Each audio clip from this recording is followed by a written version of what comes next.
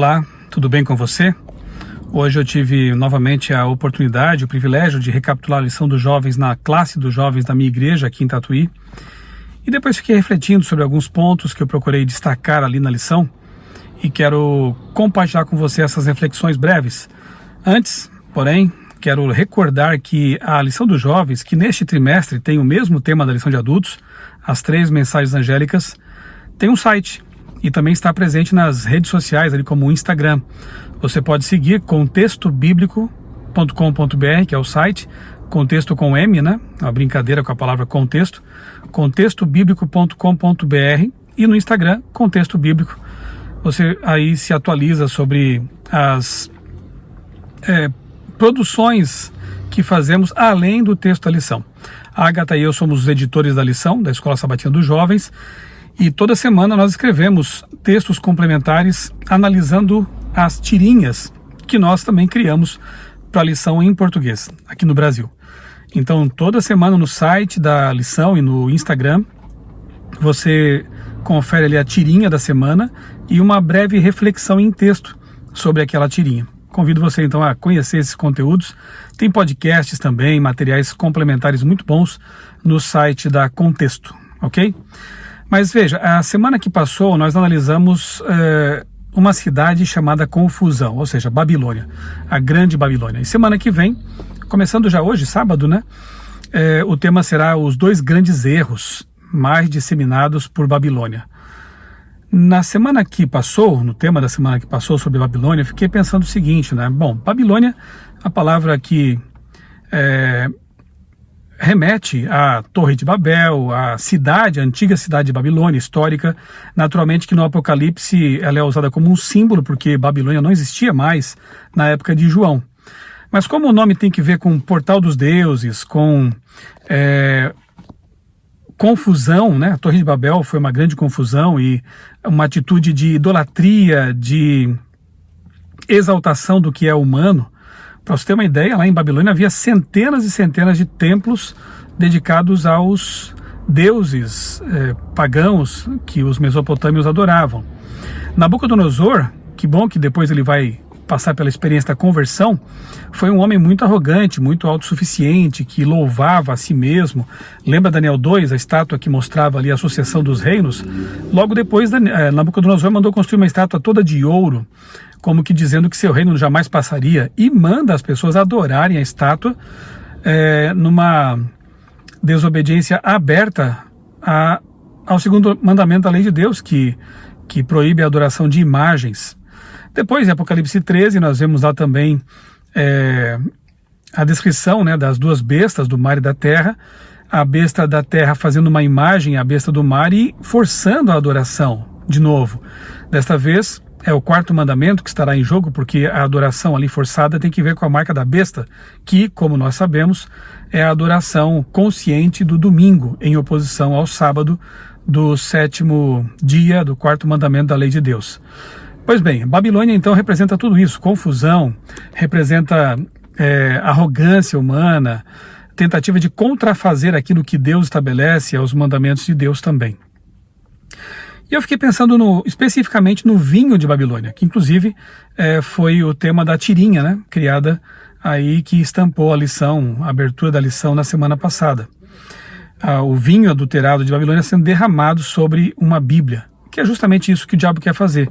Ele quer entorpecer as pessoas, porque o vinho entorpece, o suco puro não faz isso, o vinho entorpece, e a verdade bíblica é que liberta. A Bíblia é a verdade. Jesus disse isso: santifica-os na verdade, a tua palavra é a verdade. E ele disse de si mesmo: eu sou o caminho, a verdade e a vida. Então, se nós queremos ter a mente sóbria, libertada das amarras do pecado, das ideologias que dominam o mundo e afastam de Deus, nós precisamos ter contato diário com Jesus e com a palavra dele, com a Bíblia Sagrada. Assim estaremos blindados contra os efeitos entorpecedores do vinho de Babilônia. Que vinho é esse? Lembre-se de que o Apocalipse é o livro dos contrastes, né? Você tem ali o dragão e o cordeiro, você tem o povo de Deus e o povo que segue a besta, você tem ali Jerusalém celestial e tem Babilônia, a grande cidade, e que também é comparada ali a uma prostituta, né? Aliás, tem a prostituta e a mulher virtuosa de Apocalipse 12, Apocalipse 17 e 12 em contraste muito claro. A mulher virtuosa, que é singular, tem só uma, representa o povo de Deus ao longo de toda a história, culminando com o remanescente fiel, que nos últimos dias é identificado ali no verso 17 como aqueles que... Aqui está a perseverança dos santos, melhor dizendo, aí Apocalipse 14 e 12, né, que também é um texto paralelo.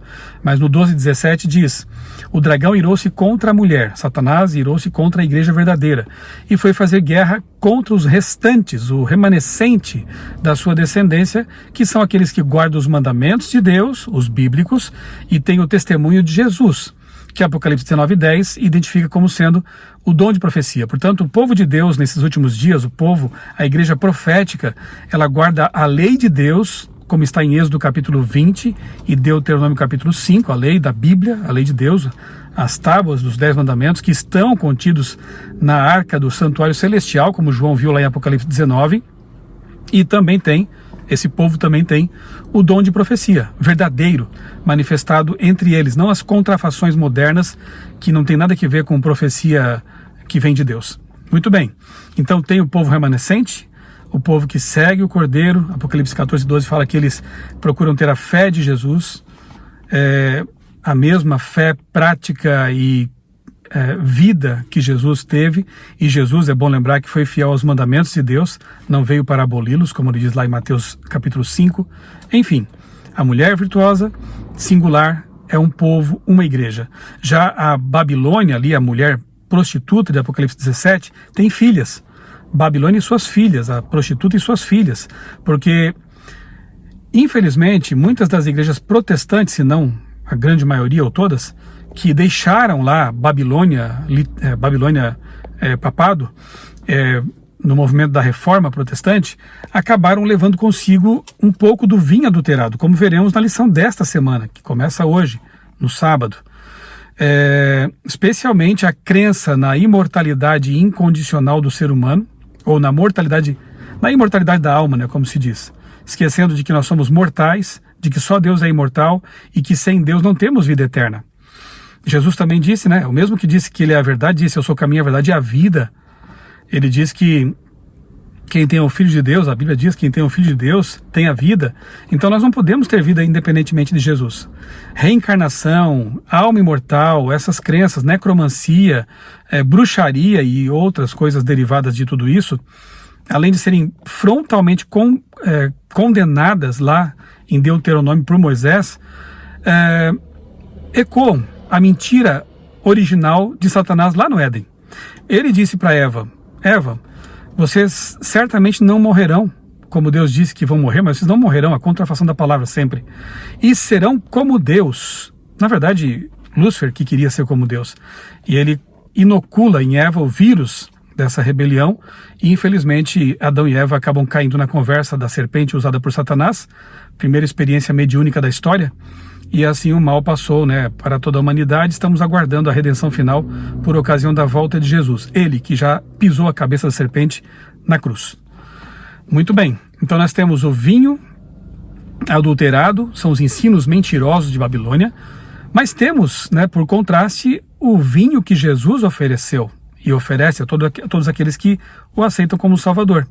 Na ceia, na última ceia antes da morte de Cristo, ele institui a Santa Ceia, precedida pelo lava-pés, cerimônia linda que nós até hoje efetuamos, né? Realizamos em nossas igrejas, fazemos ali o lava-pés e depois a ceia, a Santa Ceia, que aponta para o passado e o futuro, né? Façam isso em minha memória, lembre-se de mim, das minhas verdades, meus ensinamentos, até que eu venha, aponta para o futuro, a volta de Jesus, a segunda vinda em glória e majestade. Toda vez que nós celebramos a ceia do Senhor, a Santa Ceia, estamos recordando a sua missão para nos salvar, e estamos também lembrando da promessa que ele fez de que um dia ele virá em seu reino de glória, a segunda vinda de Cristo. Portanto, é uma cerimônia muito bonita realmente. E o suco que Jesus ofereceu ali naquela ceia era sem fermento, obviamente, até porque também era Páscoa, né? E ele diz que tomem e bebam, né, deste cálice, porque é o cálice da nova aliança que Deus fez conosco, né? E é comparado então ao sangue de Cristo. Então o vinho que Jesus oferece, o puro suco da uva, ele fala de perdão, de libertação, de restauração, de conversão, tudo isso e muito mais, que é muito bom. Já o vinho de Babilônia fala de perversão da verdade, tanto que ela é chamada de prostituta, ou seja, abandonou o seu único marido, que é Jesus, para abraçar outros amantes, né? Já vou detalhar um pouquinho mais essa questão. Esse vinho de Babilônia, ele entorpece. O vinho de Cristo, ele clareia os pensamentos, ele dá paz. O vinho de Babilônia, ele oprime, ele escraviza, ele engana, ele seduz. E eu até contei lá na classe dos jovens que antes de me tornar adventista, eu fui batizado com 18, 19 anos, lá no começo dos anos 90. Eu, antes, algumas vezes, bebi bebidas alcoólicas.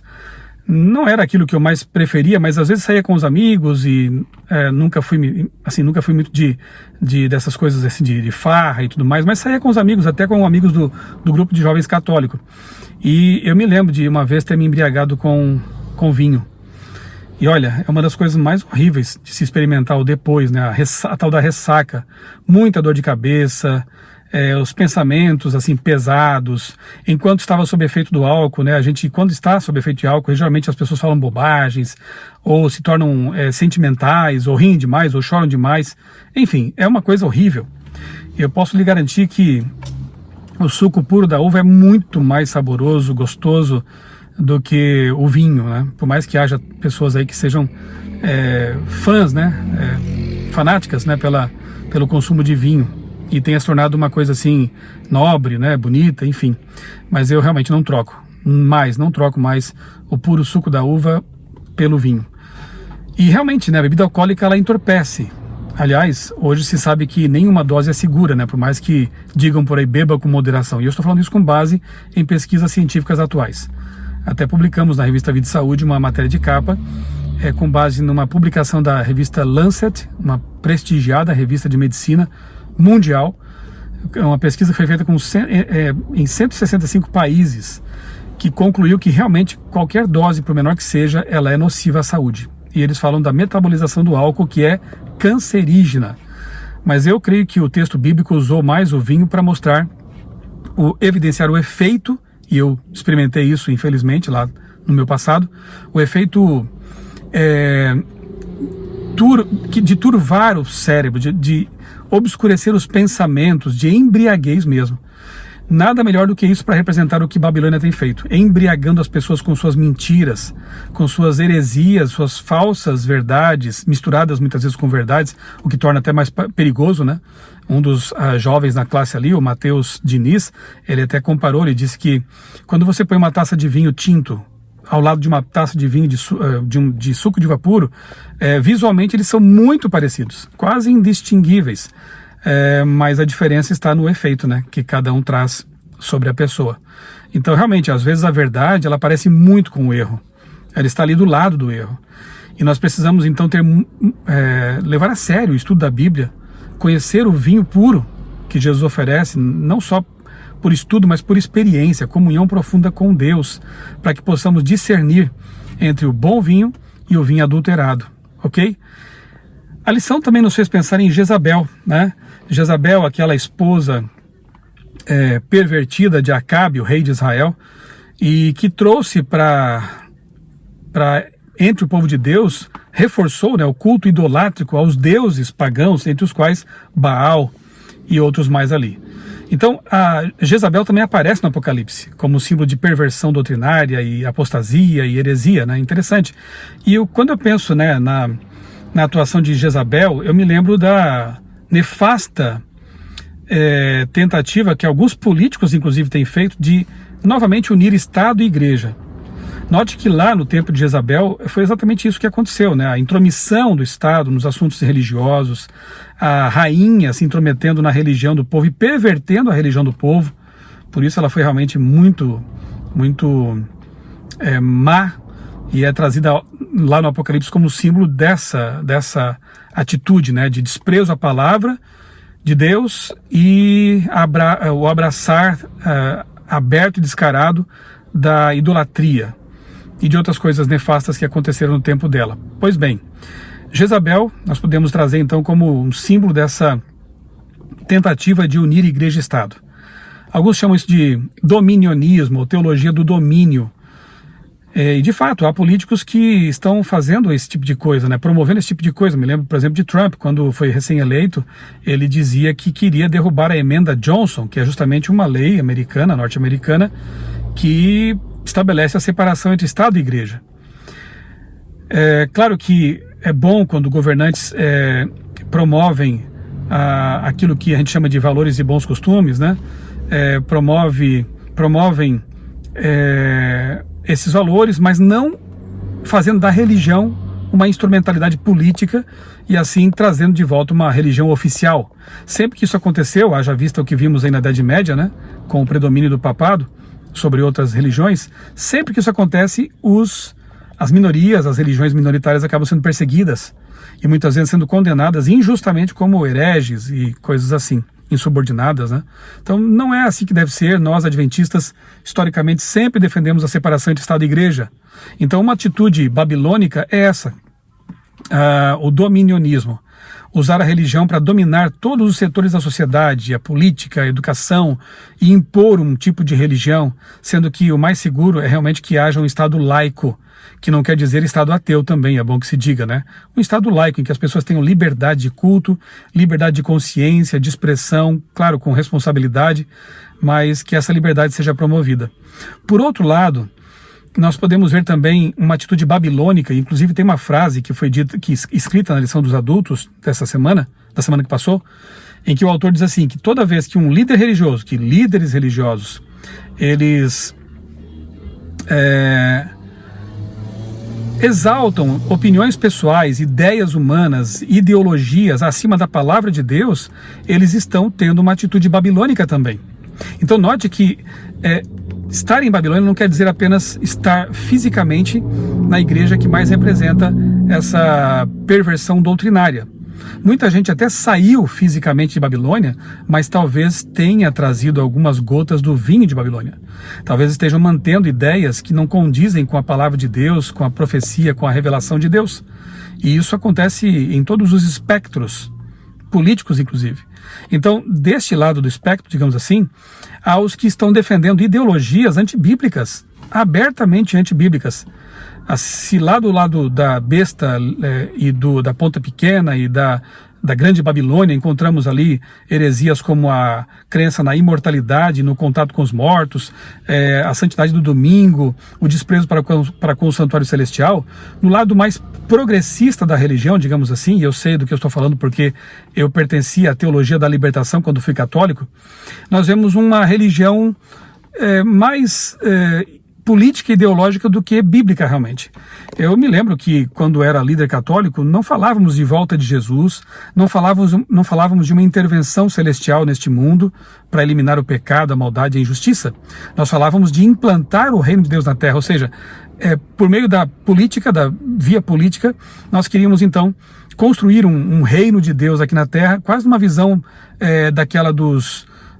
daquelas pessoas que viveram no tempo lá do milerismo, né, do desapontamento de 44, que era uma visão de restaurar o mundo, um pré-milenialista, para que Jesus então encontrasse a terra já reformada e enfim.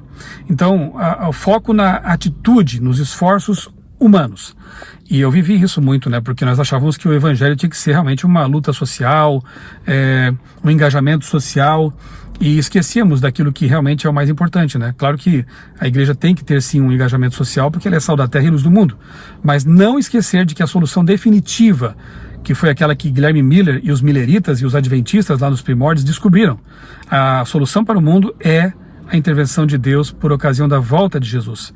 E uma crença pós-milênio, né, de que depois que Jesus voltar, acontece o milênio, os salvos no céu, e depois de 1000 anos voltam todos para a terra, os ímpios e Satanás e o mal são destruídos e a terra vai ser recriada por Deus. Isso é o que a Bíblia ensina. Mas há falsos evangelhos, outros evangelhos, como Paulo diz em Gálatas, sendo pregados por aí como se fossem religião cristã. Pessoas, líderes religiosos, falando que a ressurreição de Cristo mesmo não importa tanto assim, o que importam são os seus ensinamentos. Líderes religiosos falando que Jesus é um revolucionário político que veio expulsar as injustiças, lutar contra as injustiças. Jesus não foi um revolucionário. Jesus veio redimir a humanidade. Ele dizia que o reino dele não era este mundo. E ele fez com que zelotas, cobradores de impostos e outros que foram trazidos para o seu grupo de discípulos abandonassem essas ideias políticas, ideológicas e focassem no reino de Deus. Então, Babilônia hoje é mais sutil do que a gente possa imaginar. O vinho babilônico está espalhado por todos os lados, quer à direita do espectro, quer à esquerda, ao centro, não importa. O que o diabo mais quer é realmente fazer com que as pessoas se afastem da palavra de Deus. Se ele consegue isso, não importa por que meios ou que vias, ele vence. Então nós precisamos chamar o mundo. Na verdade, a proposta da lição da Escola Sabatina deste trimestre é justamente essa, né?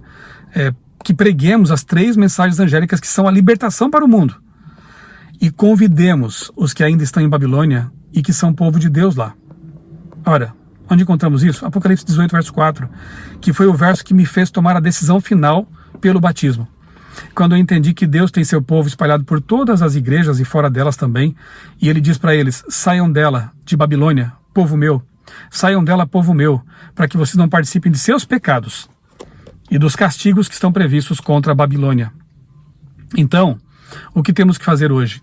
Espalhar o bom vinho, o suco puro da uva, dos ensinamentos de Jesus. Temos que, com amor, mas com convicção e com coragem, proclamar ao mundo essas mensagens do Apocalipse, de toda a Bíblia, que convidam as pessoas a adorar o Deus verdadeiro, o Criador do universo. Uma mensagem que fala de um evangelho eterno que nunca mudou, porque é eterno. A mensagem não muda. Nós precisamos proclamar essa verdade ao mundo para que as pessoas, os filhos de Deus, que estão lá em Babilônia ainda, possam ter a oportunidade que muitos de nós tivemos de sair de lá e fazer parte do povo de Deus. Paulo diz em Gálatas que nós pertencemos a outra cidade, né? A Jerusalém Celestial. Então o convite que Deus nos faz, e que está fazendo também por meio dessa lição, que é mais uma chance que temos de relembrar essas verdades, o convite que Deus nos faz é: saia de Babilônia e venha para Jerusalém. Saia do engano, da mentira, da sedução, dos ensinamentos adulterados e venha para a pura verdade da palavra de Deus, ao lado de Jesus e daqueles que estão se preparando para encontrá-lo em breve. Saia e venha. Esse é o convite da lição. Temos ainda alguns temas pela frente muito importantes nas 2 lições de adultos e de jovens deste trimestre. Temos a lição 9, 10, 11, 12 e 13. Se você não estudou ainda a sério, dá tempo. Estude, se prepare, conheça a palavra de Deus e tenha a garantia de que esse vinho não vai entorpecê-lo mais, de que na sua mente só estará presente o puro suco das verdades bíblicas reveladas por Deus e registradas em sua palavra. Deus nos ajude a ser fiéis e a ajudar outros a conhecerem esse caminho. É o meu desejo com este vídeo aqui, com essas considerações a respeito dessas 2 lições da Escola Sabatina que estudamos e vamos estudar na próxima semana. Um grande abraço para você, Deus abençoe grandemente a sua vida e também a sua família.